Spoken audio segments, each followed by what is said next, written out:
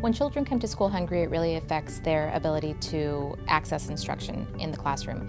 Often children come to school and their tummy hurts, their head hurts, they want to go to the nurse's office, and it's frankly just because they haven't eaten. In our district, where more than 553,000 students are eligible, there are hundreds of thousands of students who may start their day without the benefit of a nutritious meal which is needed to be successful. In March of 2012, the Board of Education for the Los Angeles Unified School District approved the implementation of a universal breakfast program.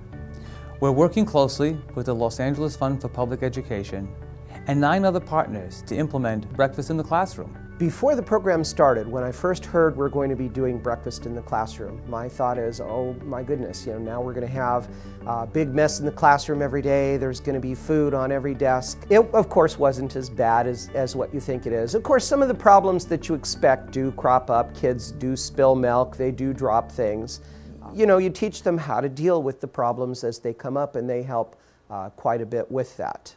When the food arrives in the classroom, it's very organized. There are little carts that the children bring in. They're rolled in, we set them up on the tables. They're called up individually. They pick up their breakfast, check off their names, return to their seats. We have jobs in my classroom, so there are students that are assigned to clean up and wipe down the desks once breakfast is over. If teachers are still hesitant and concerned, I think that it's also a great program because it does teach the students to be a little bit more responsible too. The main concern that we had was the timing of how long it was going to take.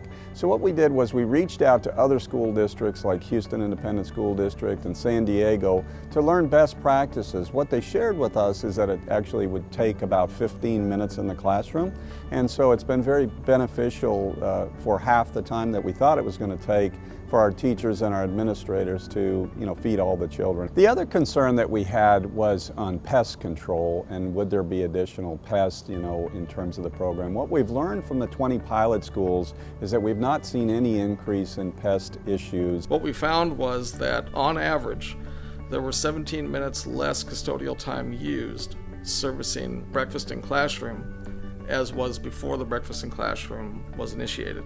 It has increased our attendance as well as decreased the number of tardies. And in the classroom itself, it has created an environment of community with the students. I have seen teachers take the breakfast in the classroom time and really integrate it to be a meaningful part of instruction. Every classroom looks different. There's no lockstep way that teachers are doing it, but every teacher is turning the time into something that is really beneficial and of educational value. While the children are eating, I usually play a story. With the girls, I'm gonna play the story of La Tortuga. Okay. Okay? There's some more tortugas. The children begged. Other times I play music for them and they're singing along. And there's times when I share out and I read aloud a book. A lot of instruction does take place during breakfast in the classroom. We're talking about just the different nutritional values of each food. We talk about using manners. Also time for me to check in with the kids and walk around and just it's a good start to our day. Since we started the program, I've noticed many changes in the students. One, they're not as tired, they're less lethargic, they're more alert, they have more energy.